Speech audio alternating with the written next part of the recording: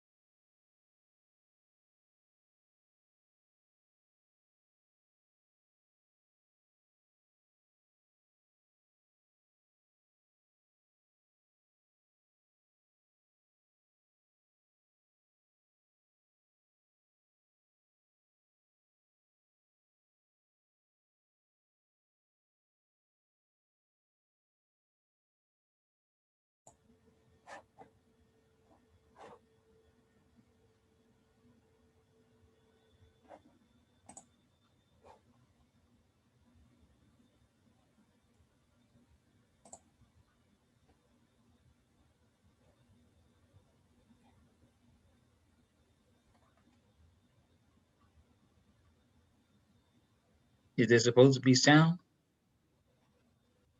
Yes, it is. You can't hear? No, nobody can hear. You have Oh, to. I'm sorry. Is the essence. Let me start over.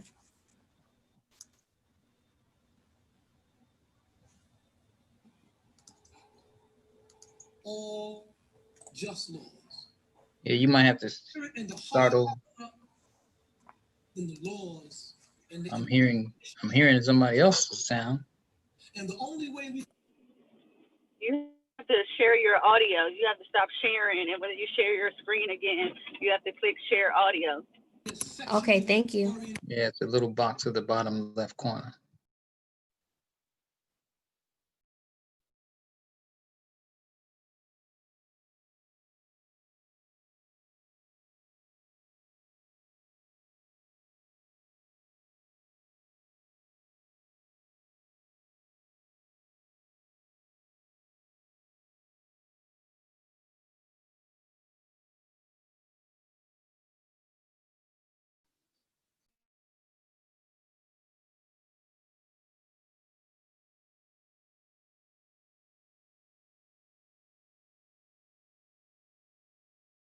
Psychology Student Association.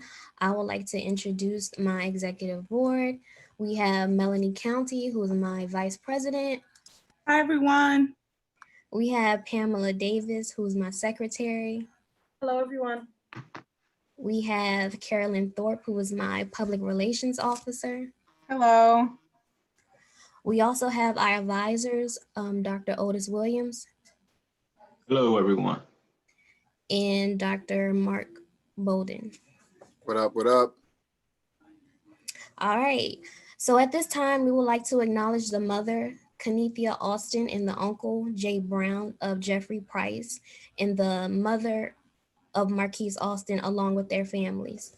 We continue to support and honor these families and recognize that there has been no justice in their cases in Washington, D.C., despite the mayor's Black Lives Matter mural in Black Lives Matter Plaza. Now, at any time, if you have a question, please privately send your question to Carolyn Thorpe, and we will try our best to get all of the answers questioned from the panelists. At this time, I will hand it over to my Vice President, Melanie County. All right. Hi, you guys. You may have already seen me. I was directing you over to this link, but I have the honor of introducing Dr. Iyelli Ichile, who teaches history in the Department of Social Sciences at Prince George's Community College, where she also serves as the director of the African American Studies Institute. She has a PhD in the history of the diaspora from Howard University and a master's in African American Studies from Columbia University. Her most important education, however, took place in her mother's home.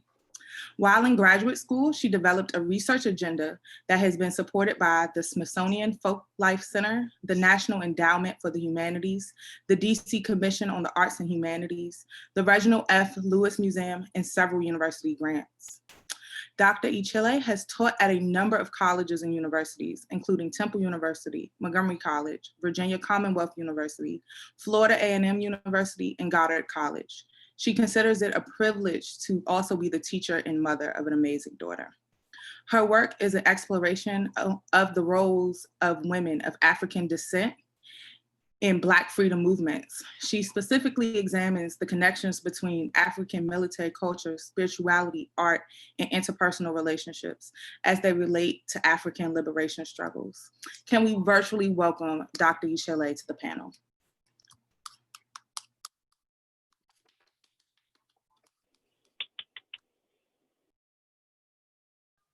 Hi, everyone. I guess, am I talking now? I didn't know if everyone was going to be introduced and then we all talk. Okay, so hi, I'm so happy to be with you all this evening. I'm not going to talk very long. I really am much more interested in the dialogue. Hi, Norsha, that was one of my former students. And I just wanted to put a few things on the table for us to discuss. I consider myself a learner amongst all the other experts on this panel with this particular topic. But we had an incident at my college. I currently teach at Prince George's Community College, and we had an incident in October of last year in which some of our campus police attacked a student, a Black male student, over not having a student ID on what is an open campus. And there was a video, and the administration attempted to at least acknowledge the event, but there hasn't been a lot of follow-up on that. The student in question, the student who was attacked by campus police, didn't really want to kind of move forward with kind of political action around this incident. But what it did was it showed us a lot about the ways in which we in this particular county, being that the county is so heavily Black and brown, we sometimes take these racial issues for granted, as if when there are no white people present, there is no racial issue. there is no racism, there is no anti-Black action or behaviors or thinking. And we know that there's an issue with police in our area, no matter what color they are. We know that there have been other beatings. In June, there were police in this county who kicked a man after he was already in handcuffs. We have police who are committing rapes against our citizens, sex trafficking our citizens in this county, particularly young Black girls and women. All of this brings to mind the issues that our brothers and sisters in Nigeria are struggling around related to SARS. And so there's definitely a transcontinental, diasporic and continental conversation happening about this struggle against police brutality. We know that the police have been involved in a long and protracted war against African people and Indigenous people. I've been involved in a lot of conversations in which we're calling for the defunding and demilitarization of police. But I was thinking of something recently that it dawned on me that asking for the police forces in our lives to demilitarize at this moment in time is like asking your enemy on the battlefield to disarm himself, put his weapons down when the war is at its height. What we haven't done is fully accepted the fact that this is a war on our humanity, a war on our safety, a war on our mental health, a war on the thriving of our communities. This constant militaristic public and private approach to Black people is old. It is an old war. We have been fighting this war for more than 400 years. As many of you probably already know, this type of relationship between African people and police is just the most recent evolution of our relationship that began with slave patrols. And even before then, our captors on the continent of Africa.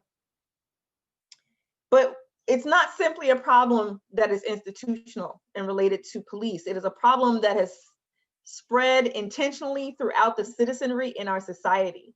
This is why the police mindset is had by many white citizens who believe that they can police Black people's lives and bodies, even if they have no badge, right? This can be taking the form of white citizens councils, neighborhood watches, Minutemen who show up at the border to help the ICE patrol, right? So the policing of Black people is a mentality before it is an institution. This is emboldened during the convict leasing era by Black codes. This is, in fact, we've only had laws that don't expressly target Black and brown people for maybe the last 80 years in this country. 80 years, as compared to 300 and something years of laws that are specifically singling out Black people and Indigenous people for torture, detainment, specific types of abuses, discrimination. And this goes back to the 1660s, at least in this particular part of North America. And even before that, if we're talking about the Spanish and Portuguese and their laws and their treatment and their policing. Because our brothers and sisters in other parts of the Americas and even in Europe are experiencing similar things. Just ask the Senegalese in France. Just ask, a Black person in Brixton in England, and you see the same phenomena. But I'll leave you with this, and I won't talk too long because I'm much more interested in what everyone else has to say. I'll leave you with where resistance begins. If the policing and the brutalizing and the militaristic attitude, the hostilities toward Black people begins in the mind, our resistance to that same treatment must begin in our own minds. Our resistance must be guided by a certain orientation to police, a certain ideology, a certain attitude. I wanted to read something to you since I'm the historian here, and I study slave patrols and our relationships with those and how old this carceral system really is. I wanted to read an excerpt, just a brief quote from a formerly enslaved man named Lewis Clark. And he was talking about not just slave patrols, but captains of slave patrols, right? So today we'd say chiefs of police, right? He says, they are the offscouring of all things. They are the refuse, the fag end of the cigarette, the ears and tails of slavery, the scales and fins of fish, the tooth and tongues of serpents. They are the very fool's cap of baboons, the echo of parrots, the wallet and satchel of polecats, the scum of stagnant pools, the exuvial, the worn out skins of slaveholders. They dress in their old clothes. They are emphatically the servant of servants and slaves of the devil. They are the meanest and lowest and worst of all creation. This is the attitude of a formerly enslaved man towards slave patrol captains and slave merchants and slave catchers and all who would have that same type of relationship to people like him. His resistance begins here. He's very clear on who his enemies are. He's very clear on one of the largest threats to his safety and his survival in this world. And I just hope that as we move forward and we have this conversation about resistance, we can move forward with such clarity. Thanks for having me.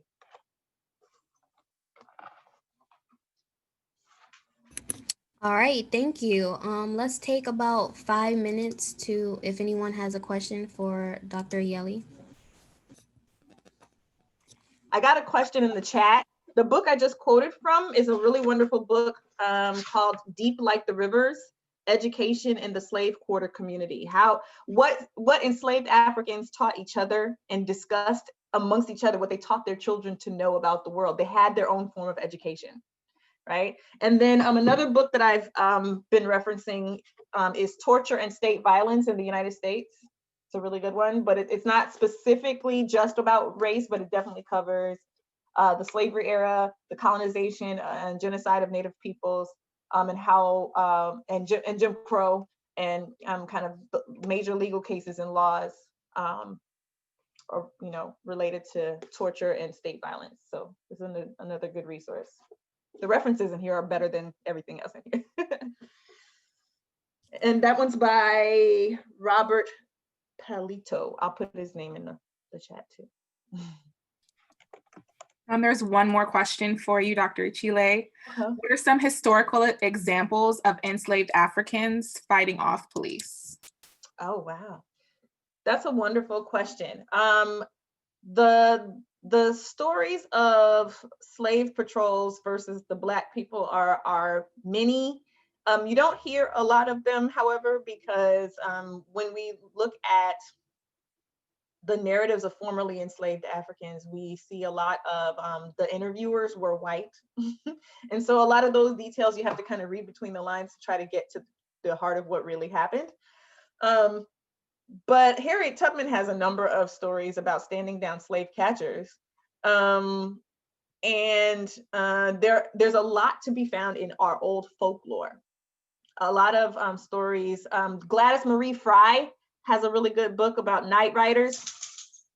I'm gonna type her name in the chat. Gladys Marie Fry. A lot of people wouldn't read her book about night riders and Black storytelling about these night riders, but it was almost like these slave patrols were like boogeymen, the way that they kind of rolled up and terrorized our families. I mean, you'd rather run into a ghost than a slave patrol at a certain point.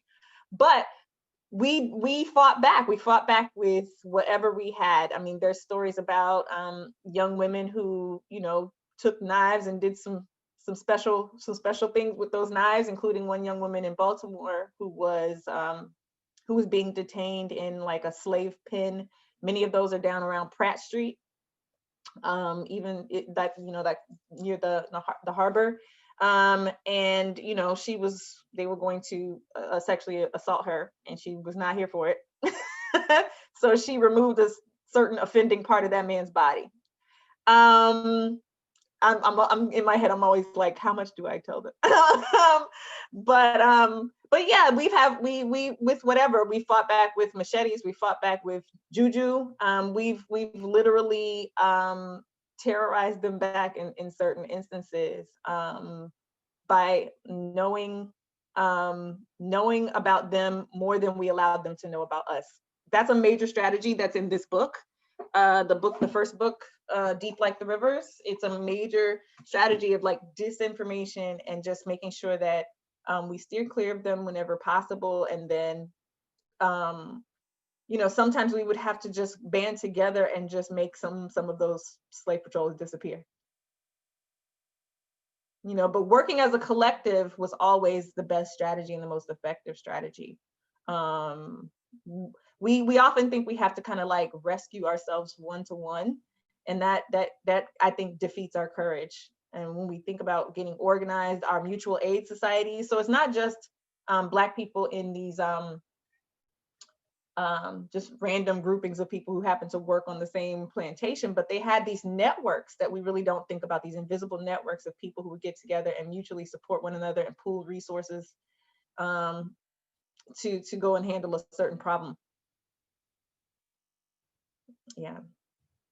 So, yeah, I don't know if I answered the question, but I tried to speak to like the major themes within it. Thank you. Carolyn, do we have any more questions? No, that's all I have right now. We have Oh. one more. Dr. Williams says, do I recommend these strategies today? Absolutely.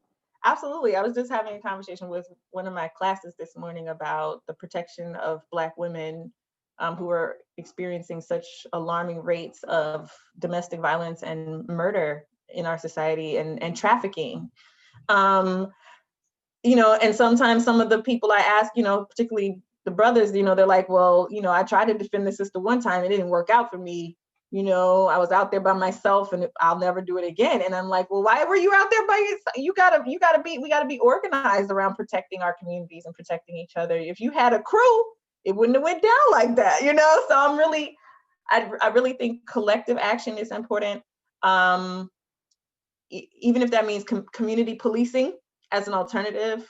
You know, if you go to Senegal and someone steals something from the marketplace, everyone will pull out whatever they got, a flip-flop, a stick, they will beat the crap out of that person before the police even have a chance to arrive and deal with the situation. And I'm not saying we should just start beating people in the street, but I think we have institutions where we've been more organized around regulating our society, regulating safety, and regulating people who come in with these misanthropic ideas and try to like cause harm to us, whether they're from internal or whether they're external.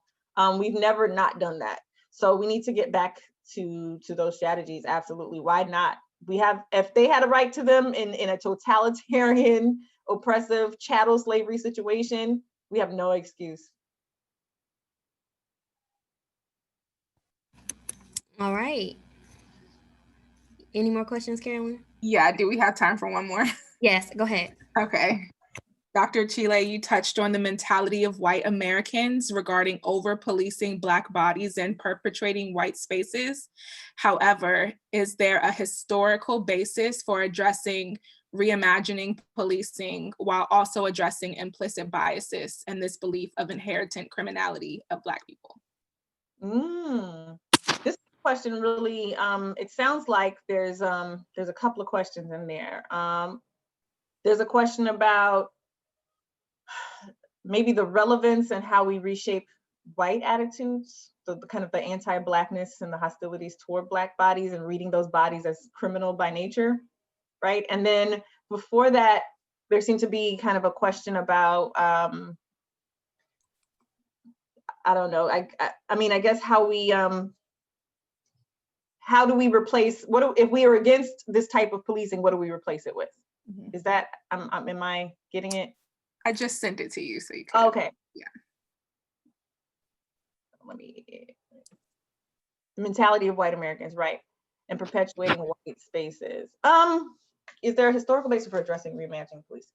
Absolutely. A lot of what we're discussing now has been discussed before. We can look at the Black Panther Party for self-defense. We can look at, there are many organizations and entities that we've been having this conversation for many, many decades now.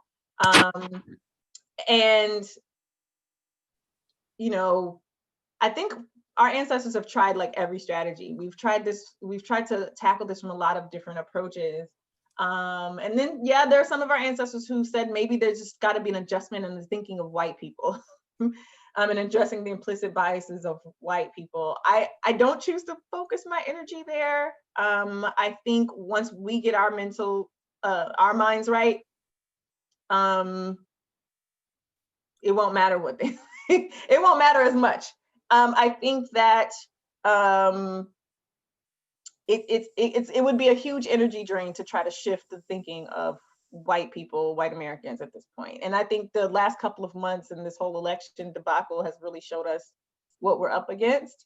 I think it would be a lot easier and a lot more meaningful and a lot more healthy for us to attempt to change our thinking and not worry so much about being in white spaces.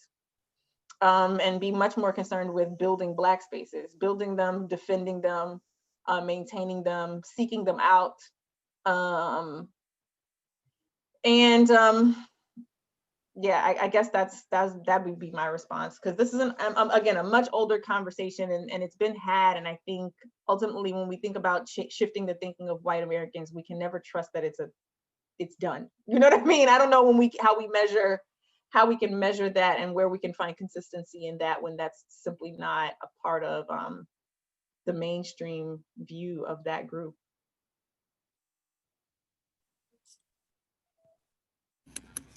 Okay, thank you. It was a great question, though. I mean, I'm sure I would love to hear some other answers to that, because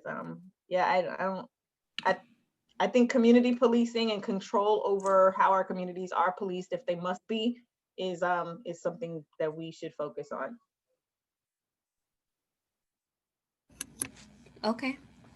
At this time, I'm going to hand it over to Pamela.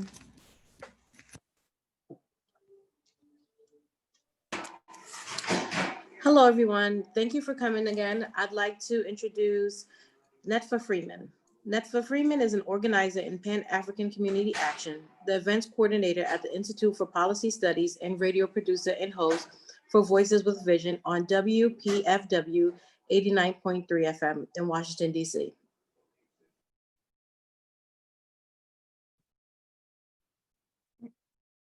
Thank you. Thank you for inviting me here.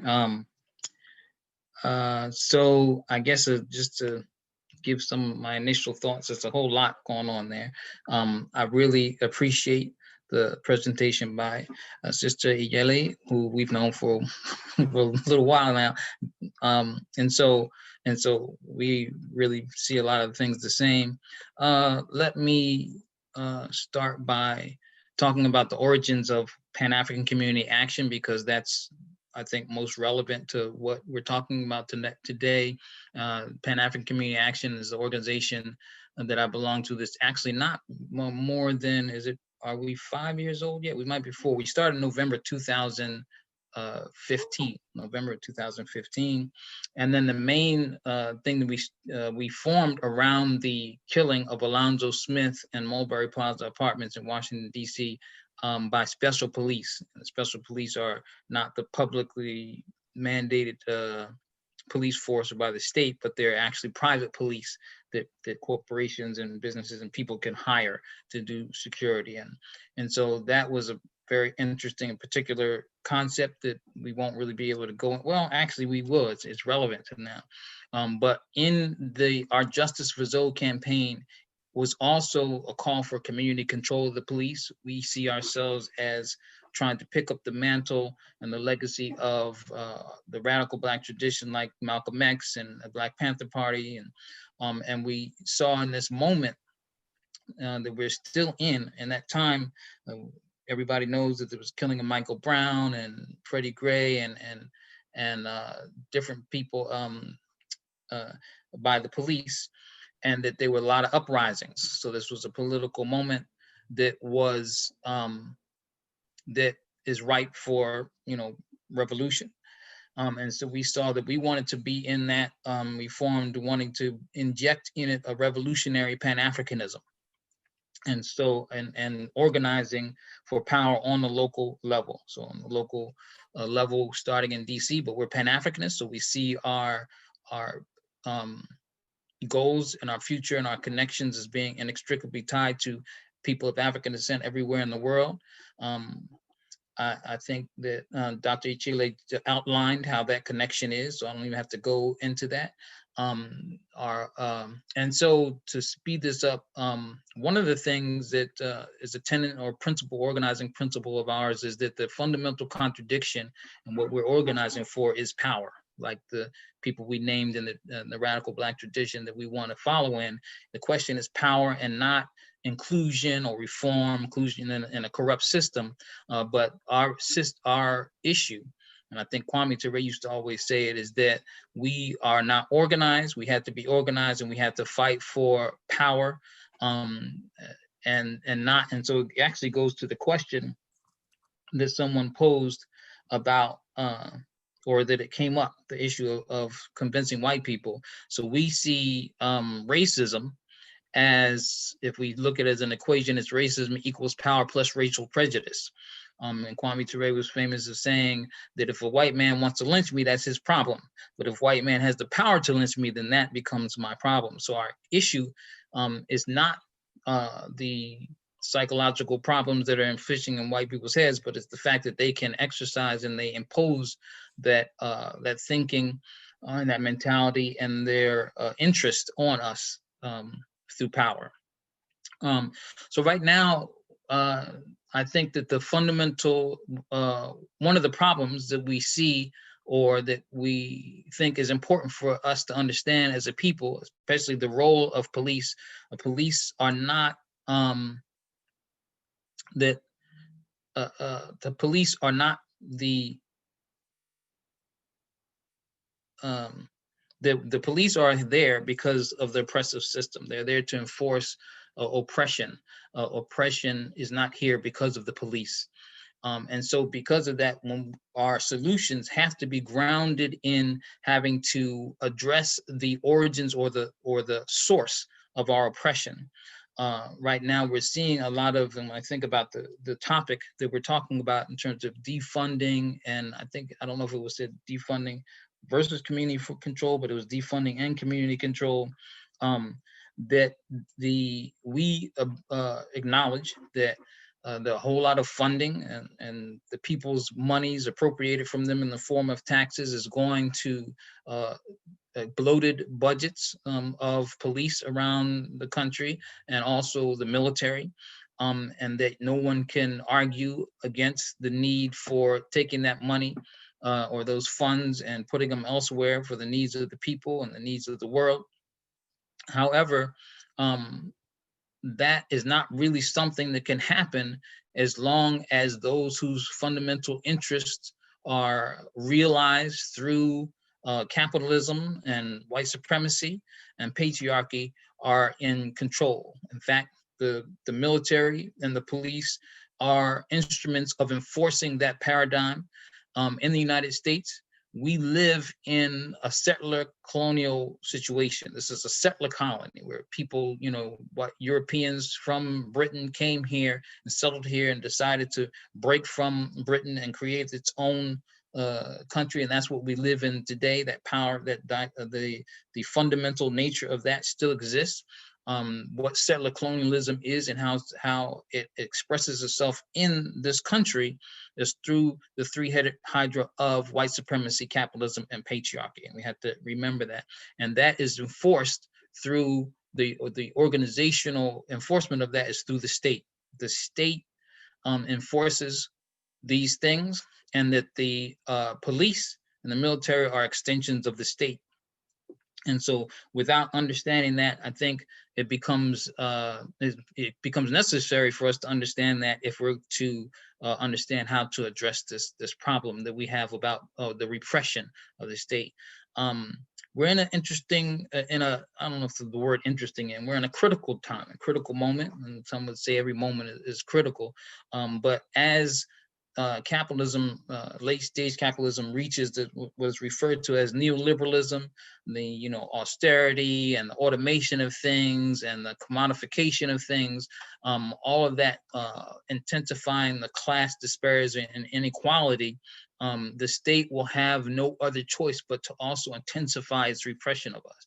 People will be in dire straits. They're going to want to protect their property, and those things are of interest of them. And those of us who are victims of this system are, and in the majority, because it concentrates as a consequence of it concentrating power and wealth and those things, then that means the majority of people will be outside of those things. And this is across race lines in this country, and actually in the world, but it's also manifested through and exacerbated through the racial dynamics of settler colonialism in the United States.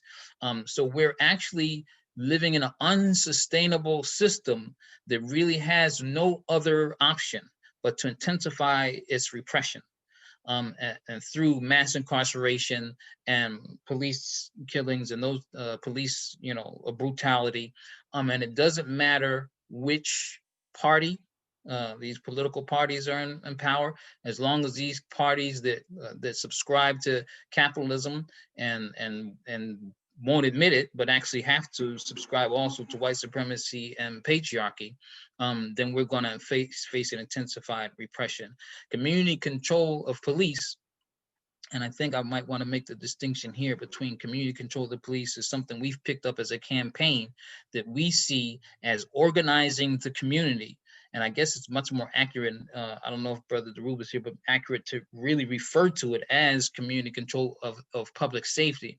But it is really a way to create autonomous zones of power, localized organizing, so that people actually, and democratic localized organizing, so people can actually take control over public safety, and not just public safety, but a whole number of things: the economy, the systems of institutions of power, like judicial and those kind of things. We can implement our own institutions, and then as a campaign that we force the contradiction in this country of the more the centralized state control that goes, because in this country, even the police, and I don't know if people really understand how much the centralization of the police goes all the way up to the federal level. They organize police, and actually goes internationally. They organize international associations of police chiefs that travel around the world and train police forces and around the world. So what we're actually trying to do is create a expose the contradiction and use even some of their own in disingenuous rhetoric against them that says that they're for democracy and things, and say, well, if you're for democracy, then there should be nothing wrong with us having community control over institutions like the police, and particularly police as the front line and the shock troops that they send in to occupy our communities. We want to make a distinction, but so community control of the police would be a concept in which we organize and we have whatever structures are necessary, like community control boards that will make decisions about the priorities and the policies of the police, what they're supposed to do, and the consequences if they do something wrong, that we control everything. And in fact, in such a way that that would allow the people to re-envision and reimagine what a force like this is, that is really to protect and serve the people, would look like. In fact, some of us have suggested that it would be so unrecognizable from what we call the police now, then it would really we wouldn't even be able to call it the police. We want to make a distinction between community control of the police and community policing. We hear that a lot. We want to make this distinction. It's very important distinction to make, because we've also in this new time have encountered lots of discussions about police, defunding police, abolishing police, community control of the police, and often we find that people are using them interchangeable: community control of the police and community policing. Community policing is a PR thing that comes out of the state that suggests that the community will work with the people to exercise criminal, fighting crime and all these kind of things, which would effectively mean that the community is being an accomplice to exercising settler colonialism, mass incarceration, police brutality, those kind of things. You get to know the officer in your community, and they're working with you to snitch on your family members and your people in your community. But we're saying that we reject that. We're not for community policing. We're for community control over the police. And if we want to call it something else, community control over public safety, what have you, then we want to make sure that it's clear that that's what we're for. And the distinction between community policing and community control of the police, they're not interchangeable, and they are, they're distinctly different. And I mean, we can even hear, in fact, like a good example was during the debates, the Donald Trump and Joe Biden, and this one of the debates, I think it was the first one that they had, the moderator asked him, are you for community control of the police, the Black Lives Matter community control of the police, which is complete misinformation right there, but he made a point of saying, I'm for community policing. You could tell he was not for this, whatever you're talking about, community having control of anything. And so there it tells you that that's something that the state embraces. So we want to get to this, the question of defunding police and abolishing police was just something that we have no problems with. We think that, however, though, that power is the essential issue, and that without power, we cannot, without the power to enact and implement any type of reform, and not whether it's reform is a radical reform or not, we can't realize anything. The state will not defund or abolish the police. So any demand that in which we can't organize around, that means that we have to organize the people and enact it, to have the ability to enact and implement certain things, really can be used against us, or can be not paid attention to. For example, defunding the police could allow and we've seen it, that in certain areas recently, where they just sort of fiddle with the budget and they reduce it a little bit and they do, shift money around here and there, but it doesn't change the power dynamics between the people and the state. And this is what we have to be focused on. An abolitionist framework presupposes that the power of the people will be able to be realized, and that those who benefit from the current situation will not have will not be left up to making the changes. Also, last, and I'll wrap this up. We also know that no matter, so one, community control of the police, as we see it, the Pan-African Community Action, we would fight, challenge the state through a ballot initiative asking for community control, but also, and the most important part of it, even more important than the ballot initiative, is that we're organizing the people. We're organizing committees and councils and caucuses and structures that the people would need in order to exercise self-determination on the local level. So it's not just community control of the police, but community control over everything, our food and whatever else we can do. And those things we'll find that if we don't address all of those things, try to have some sort of program and strategy that addresses all of those things, not even one of them will work by itself. And so that's our position. And so what we're really looking to do is to organize, and we think we're seeing this around not just the country, but around the world, where people are realizing that they have to organize autonomous zones, autonomous zones that can exercise an independence from state structures, from the oppressive state structures that are governing our lives. And we have to do it regardless of whether it gets sanctioned from the powers that be.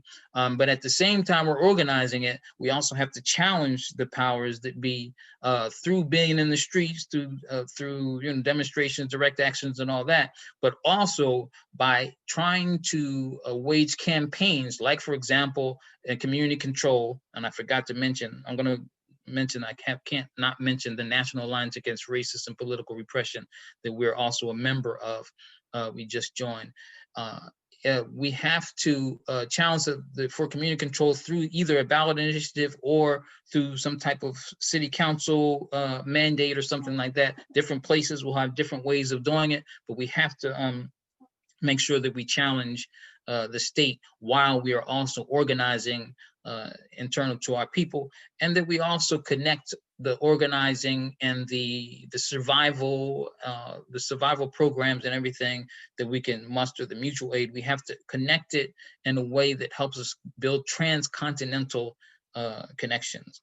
The National Alliance Against Racist and Political Repression was an organization that was formed in the early 70s, but then also because of different things that happened, a lot of people should know about COINTELPRO and counterintelligence program and other issues, had to discontinue. It was reformed just last October, and we as the organization, several other peoples, convened in Chicago and reformed, established the refounding of the National Alliance Against Racist and Political Repression. Several organizations across the country are members of it, and the National Alliance Against Racist and Political Repression also has as its primary mandate making community control of the police a national campaign, and trying to organize people to try to realize that wherever we are.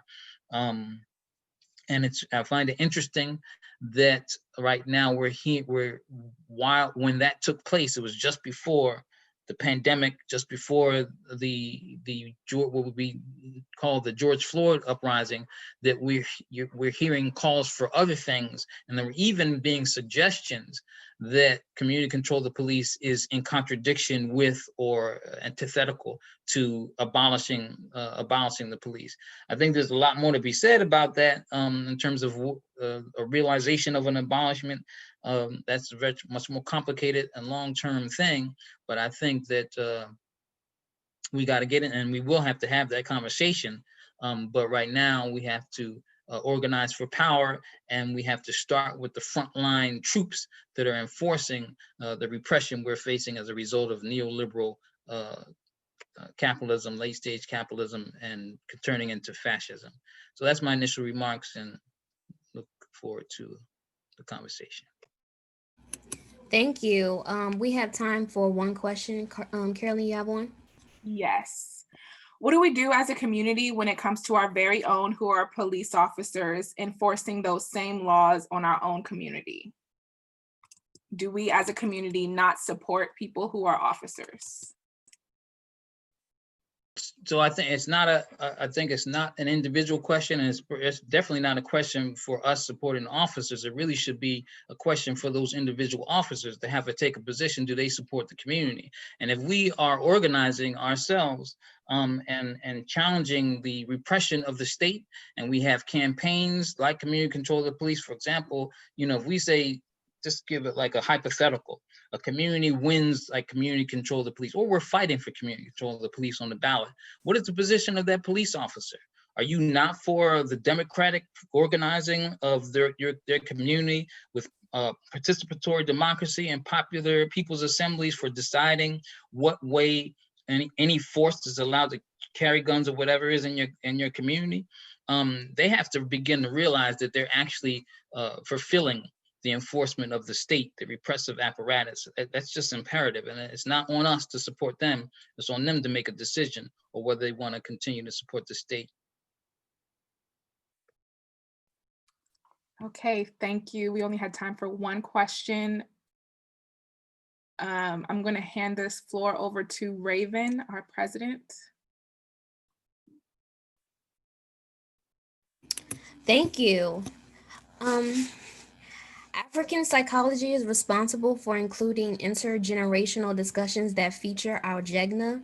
A Jegna is an Amharic term for a warrior who has returned from battle to instruct the younger warriors in the warrior arts and train them to fight better. The Jegna Ethiopian history fought for Ethiopian sovereignty against Italian fascist colonizers. They fought victoriously in the Battle of Adwa against a more well-armed Italian army. So tonight we have invited one of our own Jegna, Dhoruba bin-Wahad, who was a warrior, organizer, former field secretary for the Black Panther Party, ex-political prisoner, and continues to be a freedom fighter for political prisoners and African liberation across the globe.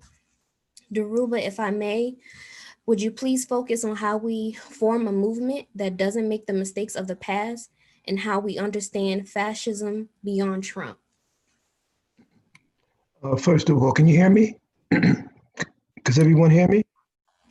Yes. Yes, we hear you. First of all, right on to Nefta.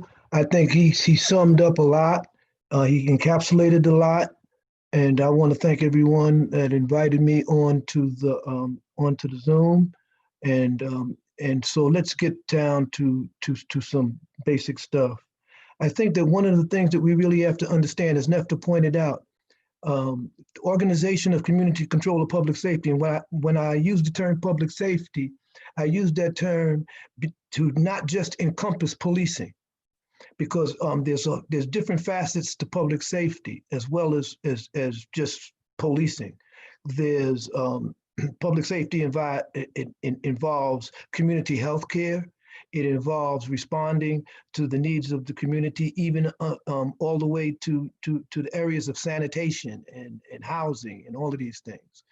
So I just want to say, and I think there's a lot of activists on the line, that, that when we talk about community control of public safety, the history that we have and that we found is that if we talk in vague terms, if we talk in general terms that are non-abolitionists, that are reformed, that we're not going to be successful.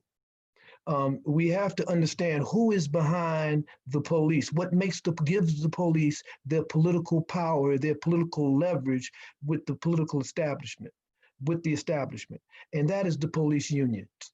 And we have to understand that right now, months ago, we should have filed a class action against the 5 major police unions in the country to have them decertified. It doesn't matter whether we win the legal struggle for their decertification or not. It's the struggle to decertify them that matters. The decertification of the police is paramount because, as Nefta pointed out, we're dealing with a capitalist system. And this capitalist system and this historical moment that we are in a crisis. And this crisis is verging on a neo-fascist moment, a neo-fascist phase, in fact.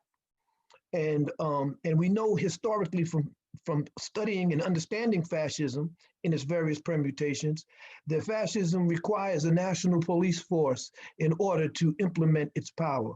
We know that when Hitler came to power, he had to basically dismantle the regular police force and institute his brown shirts and establish his own militarized police in order to carry out his control of the the German state, the national security state.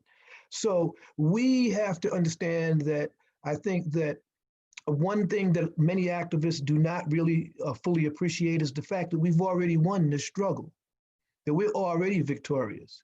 The mere fact that the enemy has gone to the lengths that they have gone to in order to repress this popular movement, in order to repress and delegitimize and contradict the thrust for community control of public safety, for control of the police, is very, very telling. When we talk about community control of police, we're talking about essentially decentralization of law enforcement. Decentralization means we want to interdict, to disrupt, to change the command and control structure of the armed agents of the state. We have to understand that the police are the armed agents of the state. They're not workers, okay? So the false paradigm, the false solidarity with police unions that other unions exercise is based on the assumption, the misassumption, that the police are workers, and the police are not workers. And they have the power of life and death in their hands.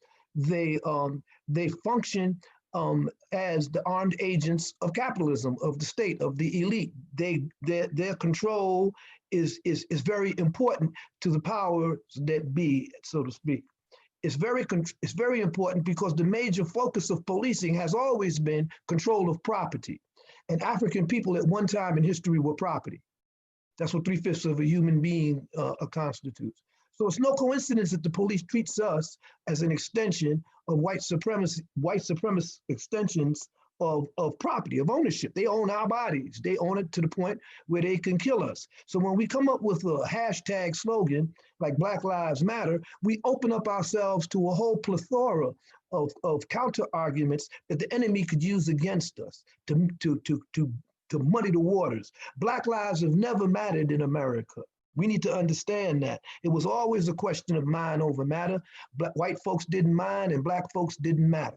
So we should really understand what that means. What that means concretely is that unless we abolish policing as it's presently constituted and interrupt this command and control structure so that the political elite, the corporate elite, that money, that Zionists cannot control policing in our community, then we are not going to go anywhere.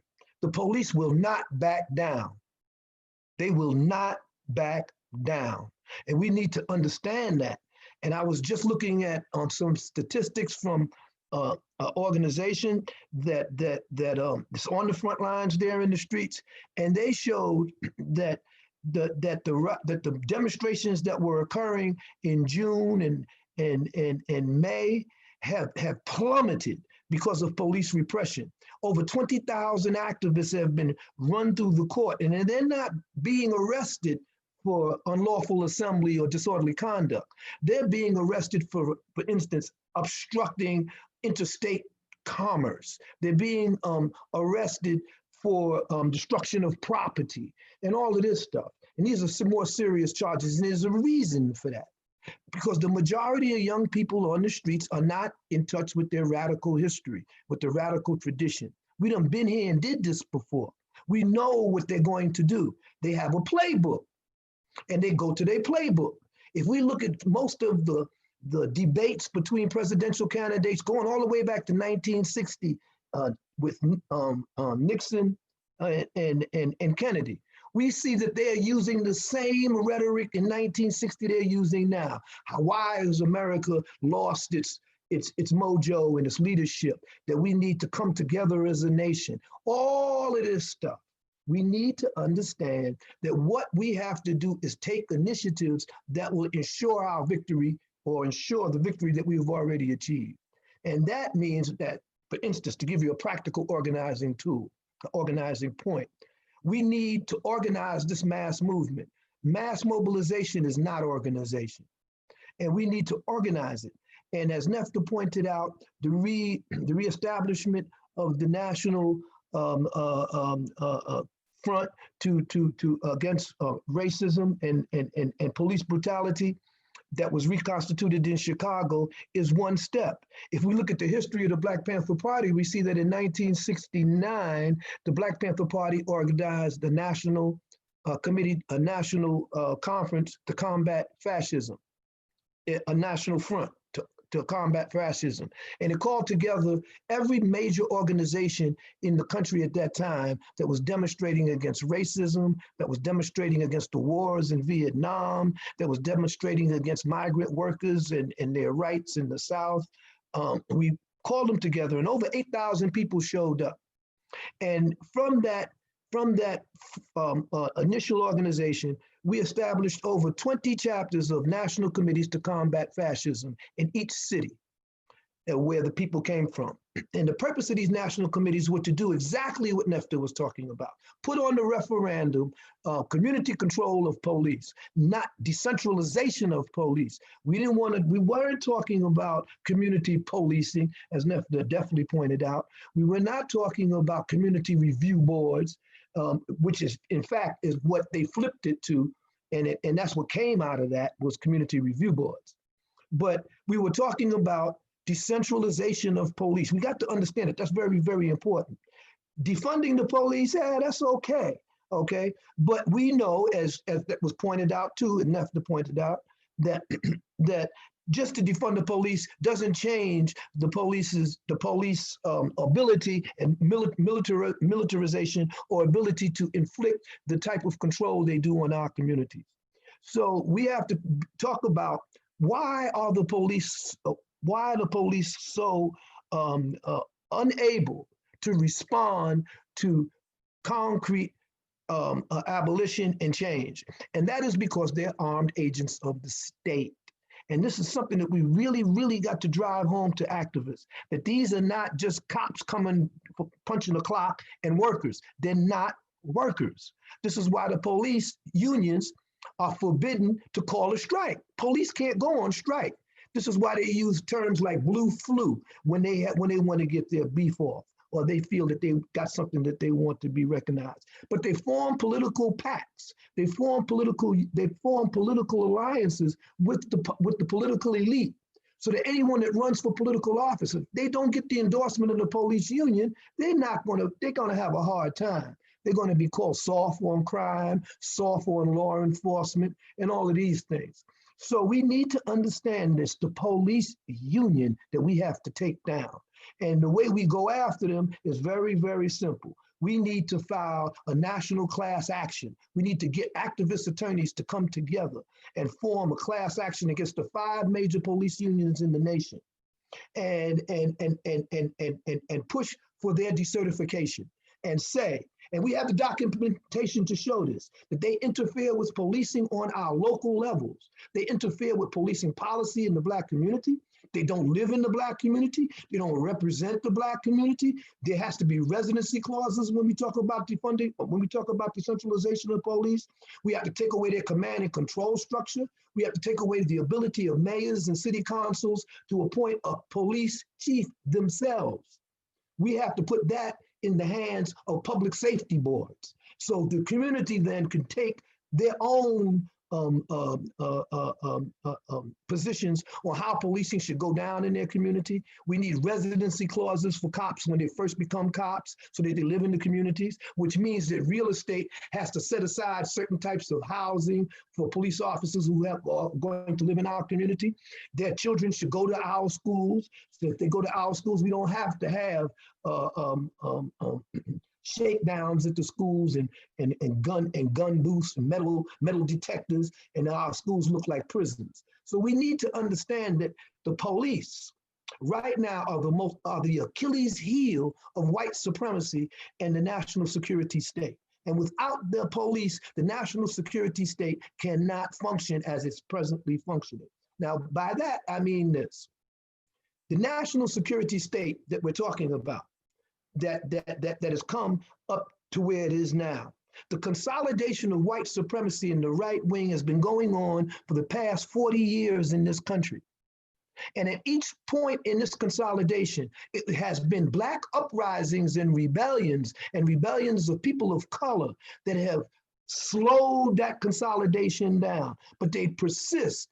Both Democrats and Republicans persist on doing it. They start with the Omnibus Crime Act in the 1970s, then the new criminal one that Clinton and Biden and all of them passed. And if we look at these historical moments, we see that Black leadership, the present Black leadership, the Congressional Black Caucus, these boule niggas, excuse my language, these Black folks have endorsed this police repression in our community. And they've endorsed it under the pretext of fighting the war on drugs. But who initiated the war on drugs? Where did the war on drugs come from? It came from Richard M. Nixon. And he stated that the war on drugs was designed and aimed at the so-called counterculture of Black people, the anti-war movement, white hippies who have tuned out, and they wanted to criminalize marijuana. They wanted to criminalize drug addiction, but they're the ones that introduced hard drugs into the Black community at the end of World War II. So we need to understand the paradigm that we're in. If you don't study your history, you're going to reinvent failure. And that's what these young folks are doing in the streets. They're about to reinvent failure. And that's because we're not organized. We're mobilized, but we're not organized. And many of these young folks who are in the street have no experience with law enforcement. They have never been in jail. They have never been in prison. They have never gotten beaten up like this before. So they're totally terrified when they run through the system like this. They're intimidated. And this is why you see the demonstrations that have dropped. This is why you see a lot of activists say, man, you know, nothing's going to change. And then the boule Negroes come along and talk about, well, we got to vote, okay? And if we got to mobilize for the vote. Now, as a revolutionary, I understand the utility and efficacy of voting as an organizing tool. It's not going to empower the poor people, but it's essential that we take control of those institutions that affect our daily lives. Everybody, everywhere understands that all politics is local. It's local. Whether Trump is in power or Biden is in power, that's where we have to begin to understand then where our domestic colonization intersects with other oppressed people around the world, and how that brings about the type of solidarity and the type of unity that we need internationally. It has to be noted that when George Floyd was brutally and viciously murdered, and the image of this went around the world, people took to the streets everywhere. They took to the streets in Beirut. They took to the streets in Lebanon. They took to the streets in Syria. They took to the streets in Hong Kong and said Black Lives Matter. And some of these countries don't even have Black folks. What mattered was they realized that kneeling in the neck was symbolic of the way the police in their own countries were kneeling in their neck, denying them their rights, denying them their freedom. So we see that finance capital and the military and militarized policing is a feature of modern capitalism. And it's a feature that we have to go after. We have to go after wholeheartedly. And we have to understand how movements have been crushed and diverted in the most recent past, how they did that, and avoid remaking those same failures and mistakes. So I just want to say here that I think Netfa summed it up very, very succinctly, that what we really want to do is we want to take the command and control structure of local law enforcement away from the politicians who do not have our interests at heart and put it in the community's hands. And this means decentralization of police. This means community control of public safety. This means going after the police unions in a unified and movement manner for their decertification. We have to present a class action against them for their decertification. And this is very important. And I think that we could prove, at least on paper, that the police unions that have acted outside of the parameters of any type of certification that they had to protect their constituents. They use the money that they raise to invest in the arms industry. They use the money that they raise to carry out, to lobby for policies that are anti-community, that are against our best interests. And we need to really understand that. And I just want to address something that the sisters asked about how do we deal with Black cops. And the way we deal with Black cops is the same way any revolutionary movement deals with those who are in the ranks of the enemy. Okay, we try to give them an opportunity to come on the side of the police, and if we don't, then they are enemies. And we should understand that. We should understand that I know from personal experience some of the most brutal cops when I was growing up. In order to show their white partners that they were on the same side, that they all bled blue, they used to beat our brains out. Okay, I have no sympathy for Black cops if they do not stand up for the Black community. And one way we make them stand up for the Black community is that they have to live in the community that they police. Don't take the civil service job and then you move out to the suburbs and then you come back in the community telling us, well, you here to protect us. If you was here to protect us, you would be here with us. Okay, what are you protecting? You're protecting the property of the property holders of the oligarchy that runs this country. So I want people to understand one thing that I really, really want to beg everyone that's on this call is to put forward to their organizations. How could we mobilize nationally a lawsuit to go after the police unions, the Fraternal Order of Police, the Chicago Police Union, the new NYPD Police Union, the LA Police Union, there's 5 or 6 major unions. We need to have this class action. We need to have every organization that's talking about defunding, decentralization, or whatever sign on to this lawsuit as members of this class. And we need to bring this to the courts. We need to bring this into the media. We need to bring this idea that people should control the police in their community and the police should live in the community they patrol. And finally, I just want to say that white folks already have community control of police. If you go anywhere in Georgia and you go to any one of these counties, you see that the people in those counties have their own public safety board. They know the policemen that's on the police force. Many of them went to the high schools and middle schools in those areas. Their families live there. So the most rural white folks, most white folks in middle America already have community control of police. It's the Black community that has an occupying army that sits on our necks and protects property and tells us that property rights are more important than our human rights. So I just want to say that, there's initiatives that we can take, but I think right now at this particular moment, especially after this election, and especially given the pushback that the police are going to push back with, that we should move for their decertification. And that means we need lawyers to come in and study this data, to bring up a principled lawsuit that will go directly to the fact that the police unions have gotten over with protecting police who have committed crimes, who have committed murder. The Constitution is not sufficient for them. They have extra constitutional rights that ordinary people don't have. Some police departments, they could kill you tonight and nobody could ask them a question for 3 days, for 72 hours, okay? And they get automatic psychiatric treatment. They get all of these things and they get protection from the police union. And meanwhile, the victim is usually dragged through the press as someone that had problems with law enforcement or mental disease, or he was a drug addict. And by the time this gets to the grand jury, or by the time it gets into court, we know there's nothing going to happen to this cop. So we need to understand that we have already won the struggle about law enforcement being an occupying army in our community. I think that a lot of young folks do not really understand that Black communities in America are basically Bandustans, that we are a domestic colonized people. We're not just the minority. We're a domestic colonized people. If you look at the term colony and look at what defines a colony, almost every urban Black community fits into that paradigm. Lack of economic control. They work outside the community. The community has no political power. It has a neo-colonial elite who are put in place by the mainstream, main political powers. So I want people to understand that community control of public safety is a deep issue and it's a serious fight. We're not going to get this.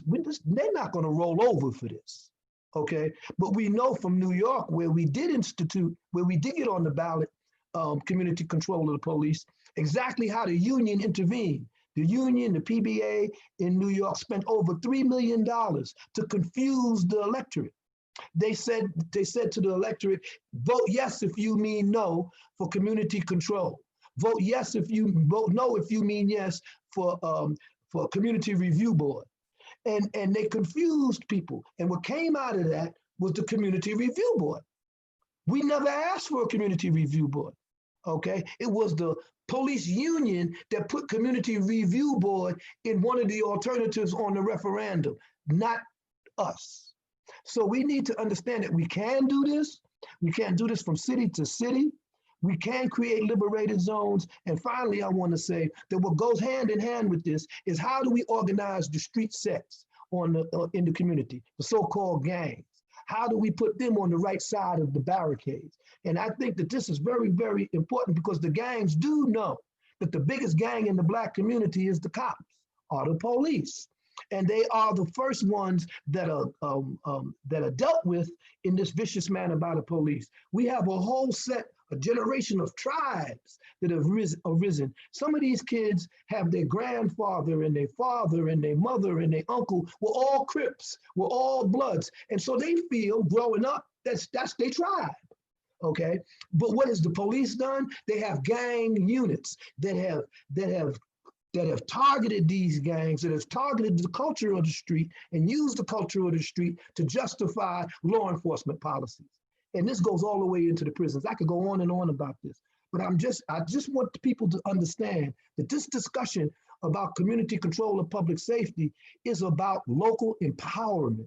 That's what it's about. It's not about so much national issues on that scale. It's also a roadblock to the consolidation of fascism, because fascism requires a national police force. And the United States, by writ, does not have a national police force that the president could call up and say, okay, close every street in the neighborhood, and this is what the policy is going to be. This is where we can use the conservative struggle for the last 50 years for state rights against them. Because state rights, look at the COVID crisis. You know, everyone's calling for a common policy from the central government, from Trump, and he has no policy, of course, because he's orange man is an asshole, excuse my language. So he ain't had no policy, and I don't even think the boy could read. But he has no policy. So the states, all of these policies have devolved to the states. Okay, and we see how the Republicans have suppressed votes in every state, how they've managed to take control of these state legislatures, even in states where the major city is predominantly Black. Look at Atlanta. Look at how they jacked the vote with Stacey Abrams so that she wouldn't get elected, and you got this piece of shit in government. I am a profane brother. You have this cracker in government, and he gerrymandered the votes. I mean, he stole the election. Talk about stealing elections. It's the right and the conservatives have historically stolen elections from Black people from time immemorial. So I just want to end by saying, let's think about taking the initiative in this community control of public safety and understand the ramifications of it locally, statewide, and nationally. That this is a struggle that we can win. This is a struggle that we can get police departments broken up into public safety zones. We can do this. And we just have to be focused and have a strategic vision, and we need a united front. We need a united front against fascism. Thank you so much. For those of you that can physically stand up, would you please stand and give a round of applause for Dhoruba bin-Wahad, please? Oh, y'all didn't give Nefta one. Brother, I don't even know. I appreciate that. Thank you, sister. Thank you. Carly, we have any questions? Yes, we do. Okay. Police brutality creates generational trauma. So how do we start the healing process? Do we improve the mental health of the people, or should we improve the social conditions that affect the mental health of the people? Well, I think that we have to really do both. But we first of all have to understand why, how the system actually works. What is mass incarceration? You know, we're talking about emptying out the prisons. We know now from seminal works that were done, like the new Jim Crow, that mass incarceration was actually a pushback against against the empowerment of working class Black people. It was designed to take the surplus labor that came after chattel slavery was abolished and criminalize it and use it for profit for the state. That's what mass incarceration basically can be summed up to, summed up. So when we talk about the trauma that we have suffered from the bullwhip days until now, that trauma has always manifested itself into young brothers and sisters like yourselves who have taken to the streets and demanded radical, if not revolutionary change. You are the consequences of the residual absentee slave mentality. You are the new African. And so you have claimed your mind and your body and your understanding, and you have taken to the front line. So how do we deal with our community then? What would we do, for instance, if we emptied out the 2-point-something million people in jail and brought these brothers and sisters back into our communities? We don't even have enough jobs for ourselves now. How do we put them back into our community? This is where community control really, really counts, okay? We have to be our own first responders.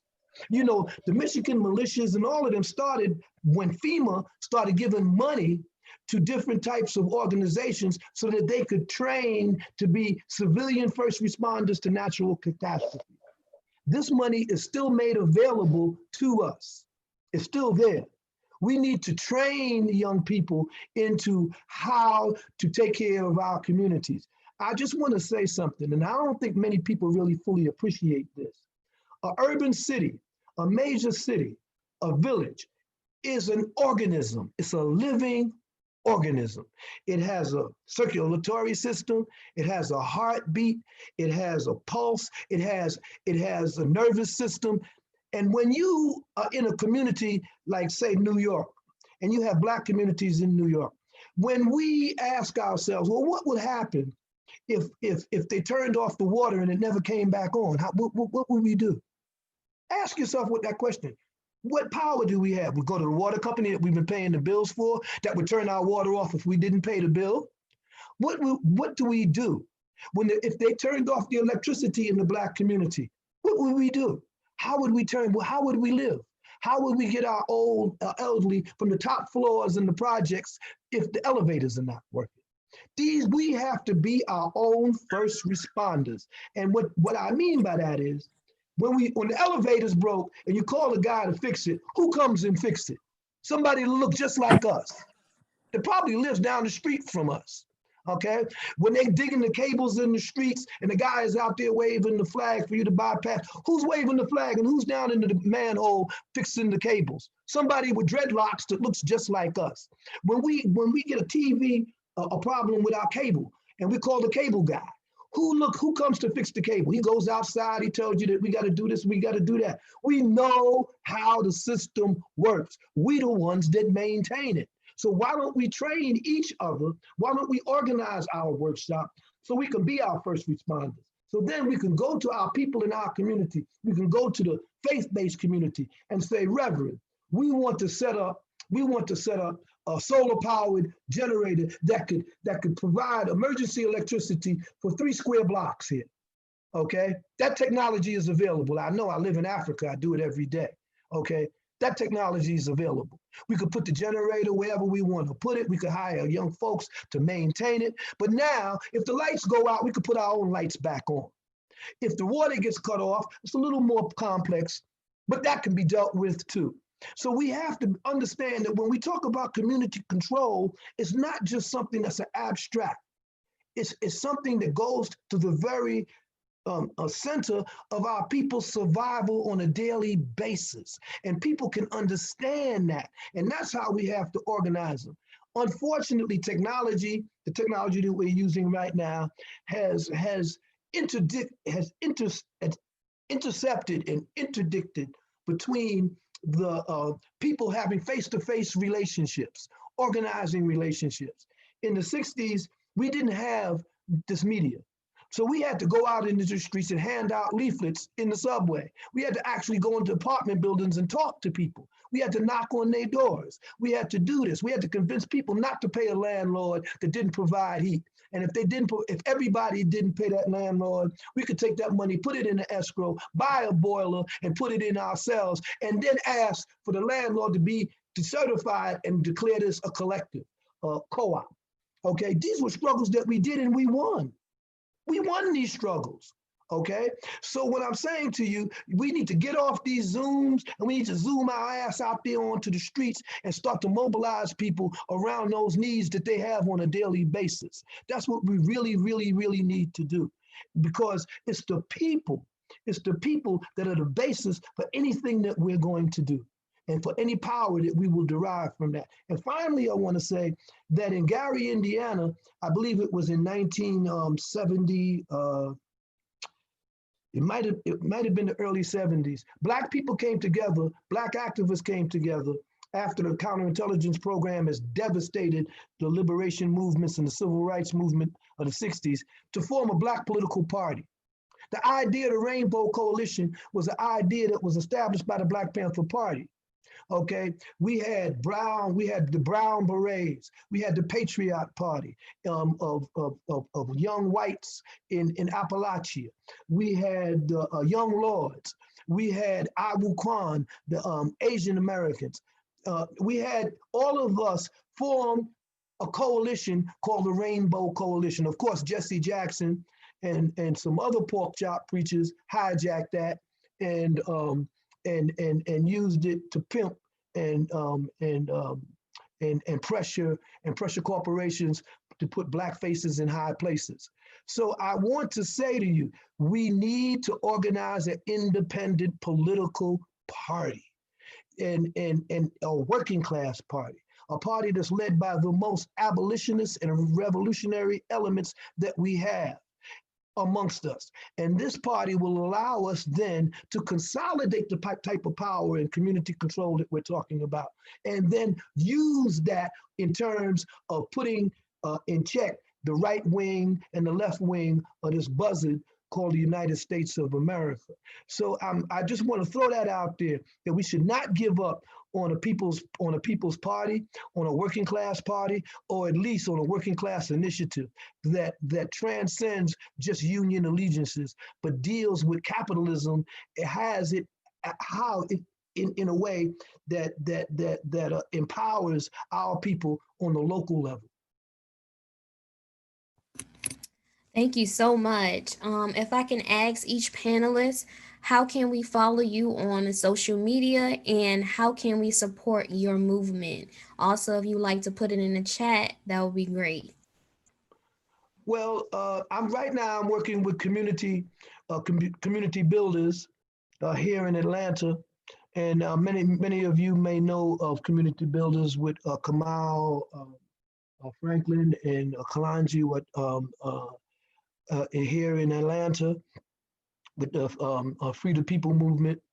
And I've been working with them, but mainly I'm in Africa, and I have a NGO there that's connected to 501c3 here called Community Change Africa, and it's about training young teachers and young people like yourselves into mobilizing their communities to carry out certain types of changes that empower them, microfinancing and stuff like that.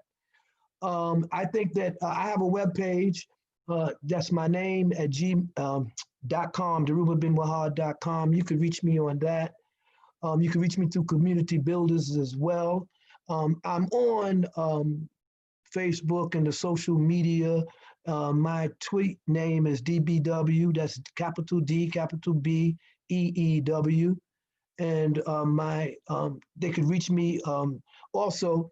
My email is Dhoruba, my first name, at gmail.com.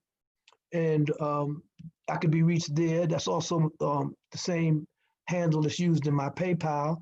But I just want to say that it's very, very important, and I just can't emphasize this enough, that we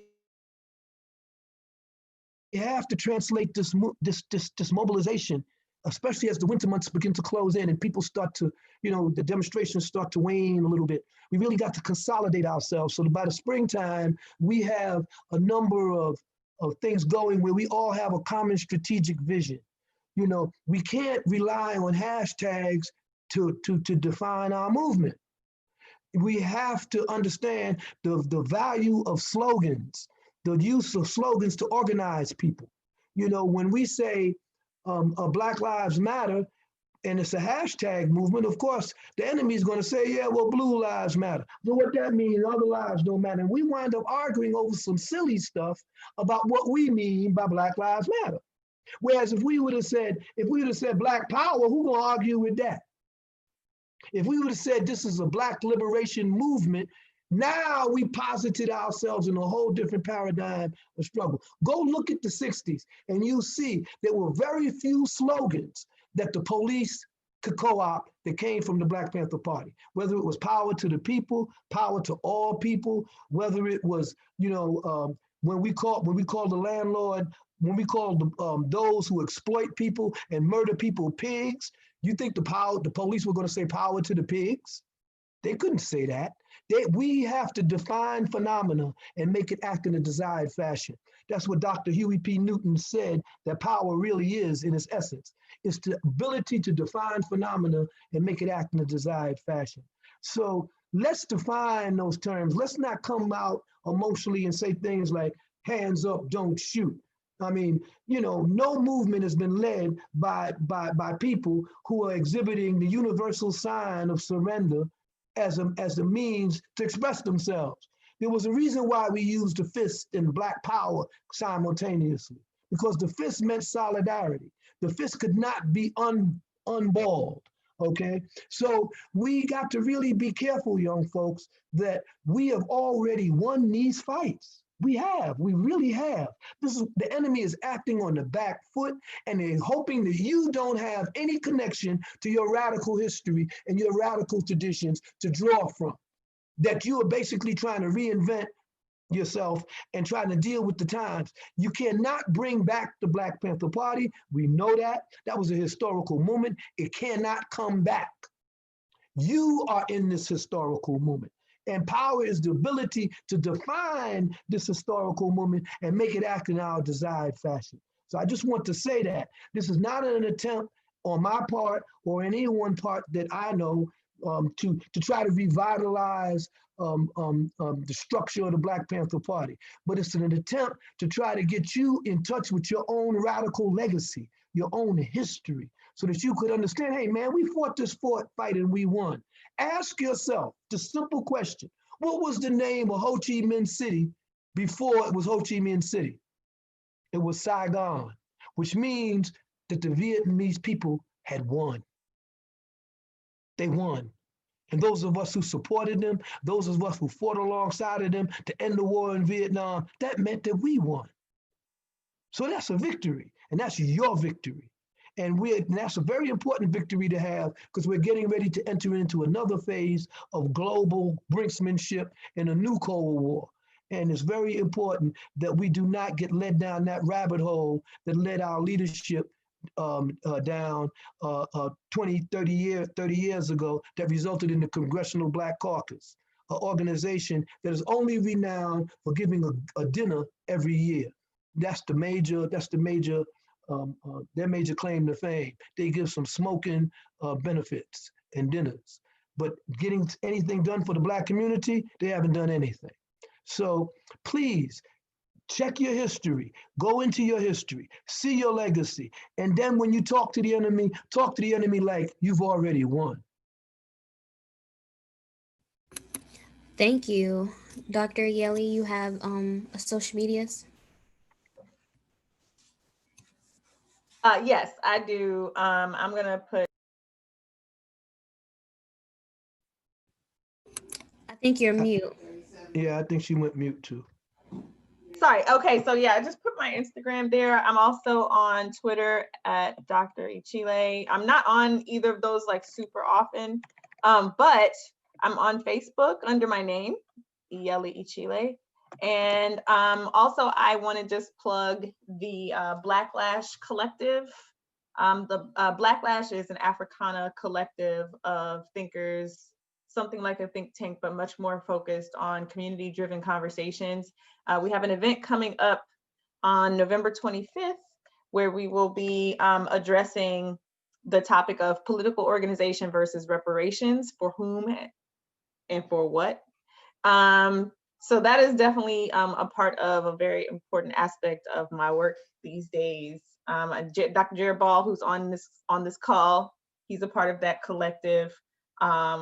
Please join us because we need the community to be there. We have a paper that we issue every month, and we have a town hall meeting to discuss the paper and the topic in general. And I'm working on other random things. I'm about to join PACA actually, Netfa. and just continue to work with you all. I'm so happy that the African psychology students continue to keep me in the loop, even though I'm not a psychologist. I feel honored by your continued support and all the work that you're doing. So just thanks for having me. Thank you. Netfa, do you have any social medias? How can we support your movement? I just put a whole bunch of stuff in the chat just now.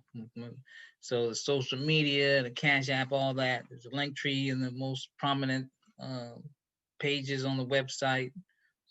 Facebook, both in Twitter and Instagram are PACA DMV. That's the organizational. My personal Twitter is at Netfa Free, NETFA FR Free. People tend to mispronounce my name and misspell for some strange reason. Everybody does it, so it takes special care and practice to get it right. Don't inverse the T and F. The T comes first. And that helps to remember Netflix. Before Netflix, I just had to bear it.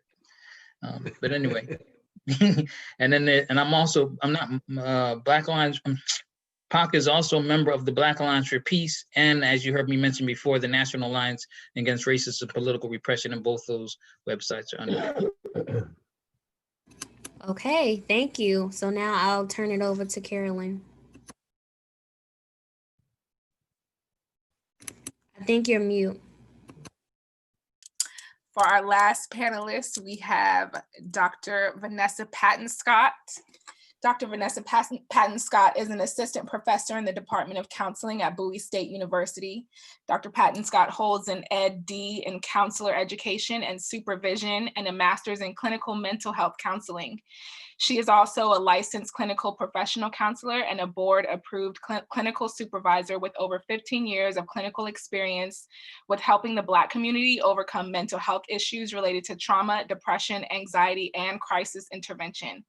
In lieu of the discussion, Dr. Patton-Scott will hold a self-care session to decompress. If you're feeling overwhelmed and or anxious, please feel free to stay at the end.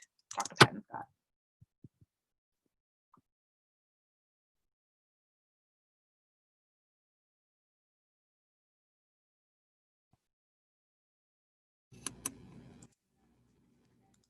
I think we're still on mute.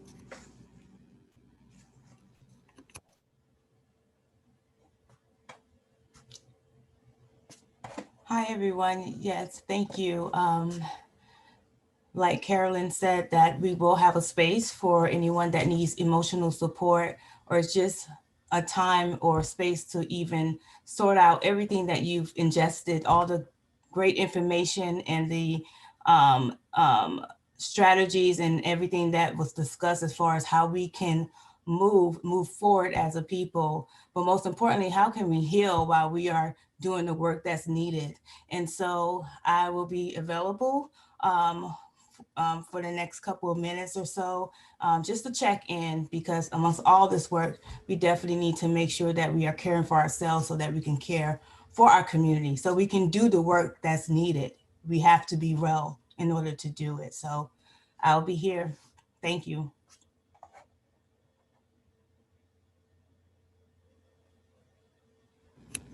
All right. I want to thank all of our panelists for joining us today. Again, if you feel you are feeling overwhelmed or anxious, please stay. This will be a space for you to decompress. Thank you, ladies, and thank you to our advisors and everyone that has came out to our event. This was great. All 116 people that are still here on a Tuesday night. Thank you.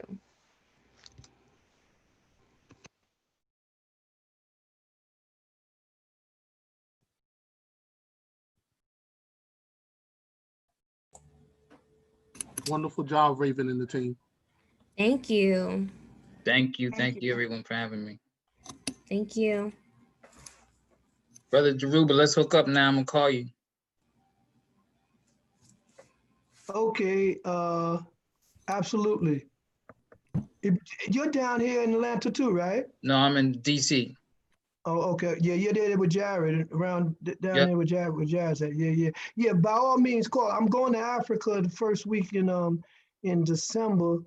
But I'll be back in December too, because my boys are getting ready to play a championship game at after Christmas in the Dome, I hope.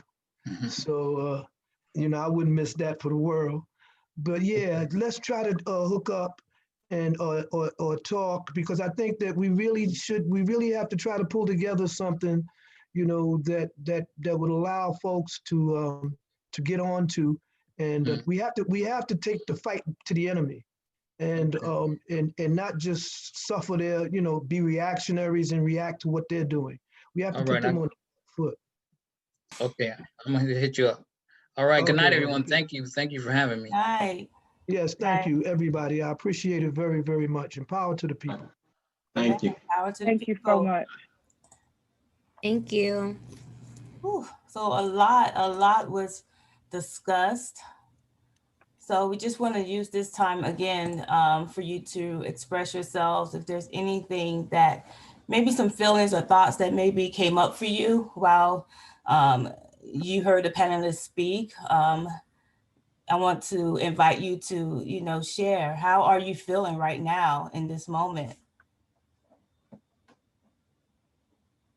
And you can say it out loud. I know we've been asking questions individually, but you can say it out loud if needed. I'm overwhelmed. Overwhelmed? Yes. Do you mind sharing more about that? I don't even like driving anymore. I don't want to be outside anymore. If I'm inside my house, nobody's going to come get me or start accusing me of something I don't know. Because it's been a lot this year. Yeah, I guess staying indoor makes it safer for me, but at the same time, I can control only the things I can control. So I'm hearing like great fear. There's a lot of fear in it. Yeah. Anyone else can share can relate to what she's expressing right now? Thank you. Yeah, I can. I also feel under attack, especially after George Floyd and everything else. So I'm feeling overwhelmed and also under attack and fearful of the near future, and a lot of anxiety. Yeah. I feel exhausted. Exhausted. Yes. I feel like we have the same conversations over and over again, and it's trying to justify how you feel, but also in part having to justify just existing. And I find it just exhausting. Like, it's almost like you exercise and there's no reprieve. Just exhausted. I feel hesitant because it's just like, you got to be careful with whatever step you take next. I feel like always on edge almost as well. So almost hyper vigilant, always checking around, making sure you're safe. Yes.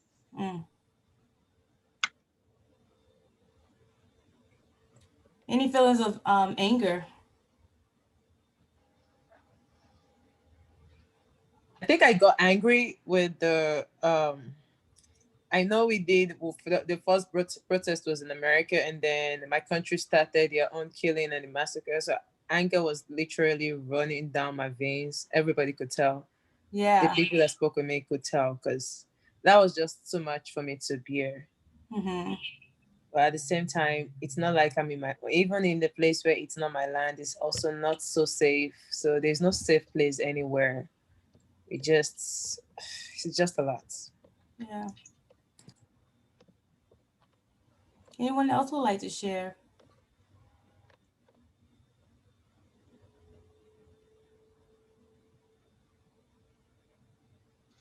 Well, I want to thank those that did share, and I'm sure those that were in silent probably can relate to the feelings that were disclosed and even more. And in fact, every feeling that was disclosed is natural, even though it sounds weird for me to say that. But if you think about of all of the reminders of how we as people are viewed, how we're mistreated, constant exposure on TV. When you think that you are almost healing after hearing one story, you hear another story. You know, it's an example of racial trauma and all of the symptoms that, or I would say, feelings or thoughts that you disclose. It just speaks to how much we're hurting and how much healing we need as people. One of the things that I wanted to share with when it comes to us as the community trying to make changes is the importance of engaging in self-care. You know, there is actually a great activist and author, Audre Lorde, and I'm sorry. Okay. And one of the things that she said that one of her famous quotes, and that I kind of go to when I'm feeling defeated or I feel like, wow, is anything ever going to change? Is she said that caring for myself is not self-indulgence, it is self-preservation, and that it is an act of political warfare, you know? And so while we're all tired and we may feel defeated at times, you know, that's a natural response that our body, that our mind will have when we're facing constant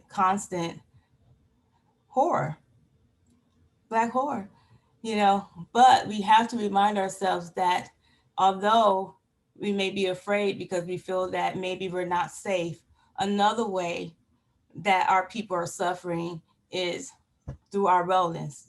Because if we're not well, then we're dead anyway, right? We're not here to help anyone or even our community, which is most important.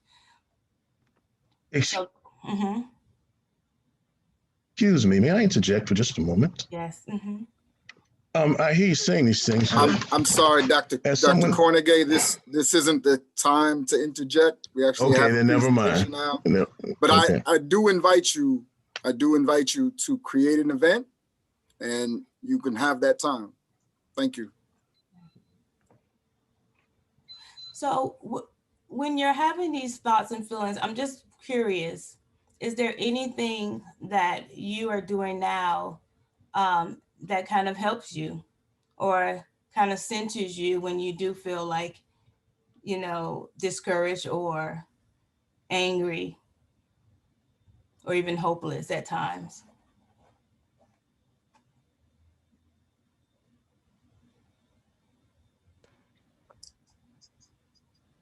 I use I'm sorry. Go ahead. I use meditation. I feel like it it calms me, and the racing thoughts, I feel like I can bring them down to rest and kind of return to like a state of like osmosis or reestablishing myself. So I find that really helpful. Thank you for sharing. Any others?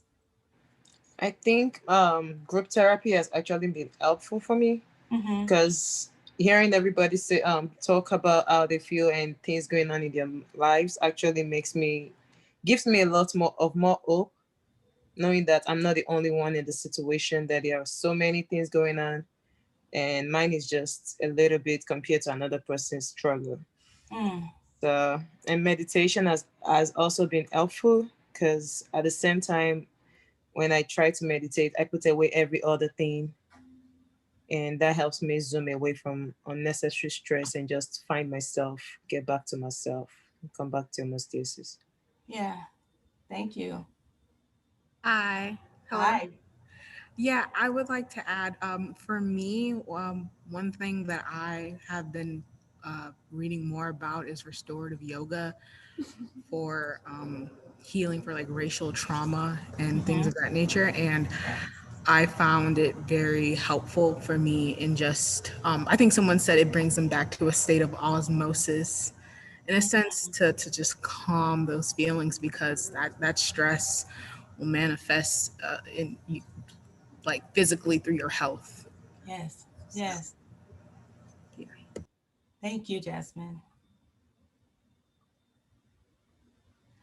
So some of you already mentioned some healthy and great self-care strategies already. Meditation, I'm missing, I heard meditation. That's Yoga. it. Yoga, yes, thank you, which is also a form of meditation. Thank you. And then I'm wondering though, how many of you registered for this panel discussion as a form of self-care?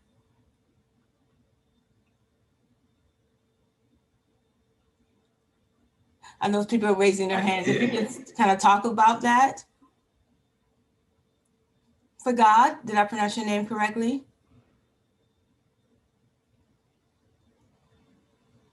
I think you're muted. Okay, yeah. You tried, kind of.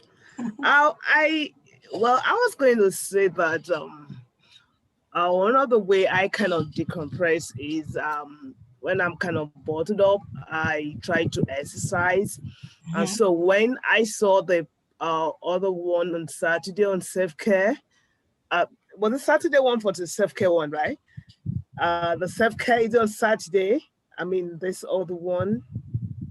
That was another organization, forgot. Oh, that's another organization. That was another organization. Okay, yeah, that's the Dr. Frederick one. Is that the one? I believe so, but I know you've been going to a lot of them. That's gonna be on Thursday. Yeah, that's gonna be on right, Thursday. Dr. Phillips is Thursday, right? Yeah, Thursday. Yes, I did that because I actually wanted to be part of that, and I'm going to register for that one because I found out the only way I can kind of decompress is when I get so bottled up and stressed out, I actually go out to exercise. Yeah. So when I saw that coming up, I quickly jumped into it. I thought that's one of the reasons I actually register for that one for Thursday. So yeah, good. Yes. So some of the strategies, especially when dealing with racial injustice, there's some strategies that are proven to be very effective. And all these strategies are, for one, to help us, right? To help us heal, to help us kind of deal with the oppression and everything that comes with just living as a person of color. But also so that we can be available to help others.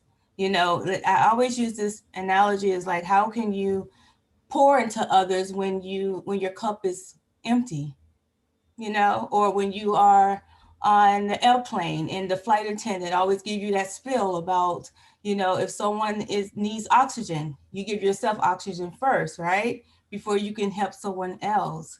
And so I do understand that when we hear the word self-care, sometimes our mind can go to, well, maybe that is for white people. I'm just going to put it out there. Maybe that's for the privilege, or maybe that means you are on a beach. and you are just drinking pina colada and life is good. And you're like, I did all this work, now I get to rest. But if you think of it coming from more of a collective perspective, it's that if we want to see change happen, and the panelists mentioned very thoughtful and powerful strategies, we must take care of ourselves and have a responsibility almost to make sure that our brothers and sisters are well as well. And so I kind of diverted, but as far as strategies, one, you guys already mentioned meditation is very helpful. Kind of nurturing your spirit so that you can find deeper meanings, better understanding, and just purpose in your trauma, within your trauma. And so another strategy is exercising, making sure that you sleeping. How many of you get at least 8 hours of sleep? Probably no one raise their hand. I'm jealous if you do. 8 hours? Okay, all you young folks, no. But getting enough sleep, eating the right foods, because there is a lot of research that supports that says that what we put in our bodies affects our energy, affects depression, affects anxiety. One strategy that wasn't mentioned is connecting to your culture, your community. And in this world where it can seem so dark, as if Black people are just so unloved, we have to remember who we are. And so when we connect to our culture, whether that's through literature, whether that's through music, or even coming on platforms like this and hearing from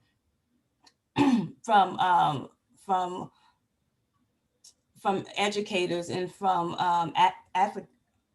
activists, it gives us a sense of empowerment, and it reminds us who we are. So that is another strategy. Giving a personal example of that, I remember when COVID happened, and then we started to maybe see, it sounded like it looked like a pattern. Every time I turned on the news, it was one person getting killed, another Black person getting killed. And it got to the point where you would think I was anti-white, which I'm not, but I did not, I needed to see my people. So I started shifting. My husband got scared and he was like, what are you doing? And what I mean is I shifted. I started listening to nothing but Black people, Black shows, everything was Black, Black, Black, Black. But what I come to realize is it wasn't me, I don't think looking back, it wasn't that I was saying, you know what, I don't care about white people music anymore. I needed to connect. My soul needed to connect to my people in order to feel empowered, Another strategy, how many of you are still on Facebook a lot? Carolyn shakes her head, no? Okay. We have to be careful of the energy that is transferred to us. And sometimes we can even get negative and defeated energy through the media, through social media. And so we have to guard our hearts. And and we get the information, but know that sometimes it can be too much if it's not healthy for us. We may have to just take a break, okay? So I want to encourage you all to do that, especially during this time where I think today it was another case in Texas where a teenager was abused or beaten from police in Texas just today. And so I don't want to say this, I don't want to put it out, but we're probably going to hear more and more, which that's not what we want to do. We want to see, but it may keep happening. And so as people, we definitely need to guard our hearts and channel that energy in something that's going to make us more productive and more well. Is there any strategy that I didn't mention that helps you, that you would like to share for all of us to maybe consider? I like to stay outdoors as much as possible. Social distance, of course, but outdoor activities like fishing, or being next to the water, close to the water, I should say. Yes. I have a bike, but I don't ride it. Yeah. Being I out. I like gardening. Mhm. Yeah. I do a lot of cutting grass. So Yeah. I think Dr. Patton Scott, you kind of went in or spoke, gave voice to this sort of thing where essentially giving voice to your feelings in a safe space with other people, because sometimes it feels like, you know, you're crazy for feeling this way, or you're extreme for feeling this way. Yeah. But being around and giving voice to your feelings with other people who are supportive can, you know, kind of reaffirm that you're feeling what you're feeling. Exactly. And that can give comfort. Exactly. Validate what you feel and know that you're not alone. Right. And so another strategy is, and I think a person already identified, Lola, I think you said this already, is therapy. She engaged in therapy. And if it's not your therapist, then maybe someone that you trust, a family friend, a loved one, or even a faith-based clergy, someone that you can talk to that can relate and empathize with you is very, very important. And you as individuals, even if you are considering therapy, it's okay to ask for a therapist that are able to see you through the cultural lens and are culturally sensitive, where you can actually talk about what's going on. Definitely. So we talked about different strategies. I actually have a form or just a little form of nuggets of strategies that you can take with you in case you need it in the future or serve as a reminder. I believe it's in the already attached to this Zoom call. But I want to encourage you all to really, really understand the importance of self-care. And it's okay to not have perfect self-care, but we definitely have to be mindful, and especially when we're trying to heal. Journaling, yes. I'm sorry, I'm getting excited because you guys are mentioning everything I forget. Journaling is very important. Dancing. Thank you guys for sharing more. Long walks, yes. And aromatherapy, yeah. Yeah. So I want to, it's pretty late already, but I do want to share this meditation practice. I'm just going to put the link in the chat, if I can find it first, that I found to be very helpful for me. And what makes this meditation practice so unique is that it has a focus on Black empowerment, Black Lives Matter. And so I thought it would be good to share that with you. So if you do want to engage in it and try it out, you can. And why can't I find the link right now? Sorry, let me see. Because I don't think we have time. Any other comments or anything that you need right now before we go?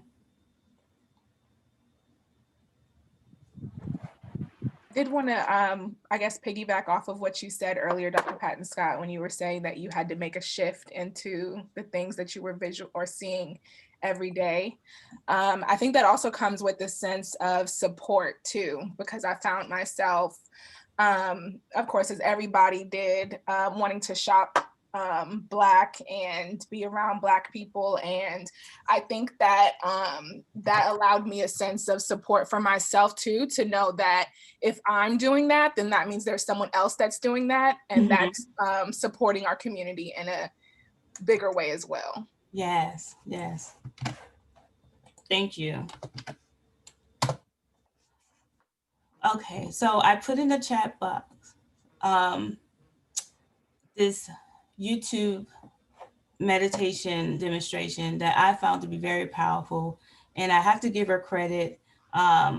It's this young psychotherapist by the name of Shani. She's out of New York. And so if you want to allow yourself to check in with that and use it, by all means, it's there for you.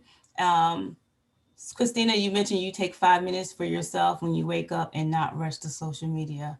That's powerful. Yeah. Yeah.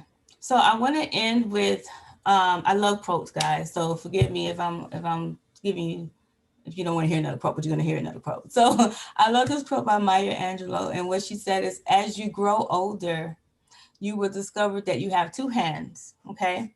One for helping yourself and one for helping others, okay?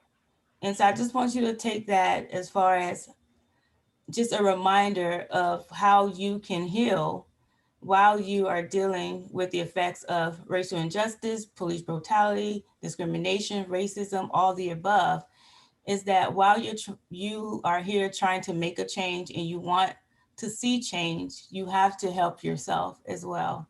It has to happen at the same time, and it can, okay? So I just wanted to leave you guys with that. And I'll just end right there, yeah. Thank you. Do anyone have any questions for Dr. Patton Scott at this time?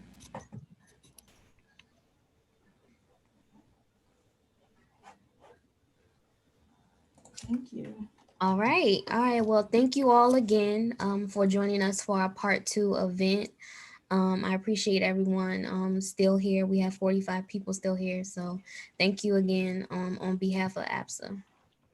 Thank you, Dr. Patton Scott. Thank you. Good night. May you all be well.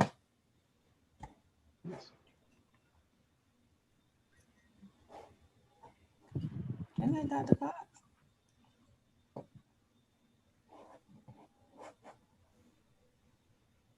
You guys did a great job. Good job. Thank you.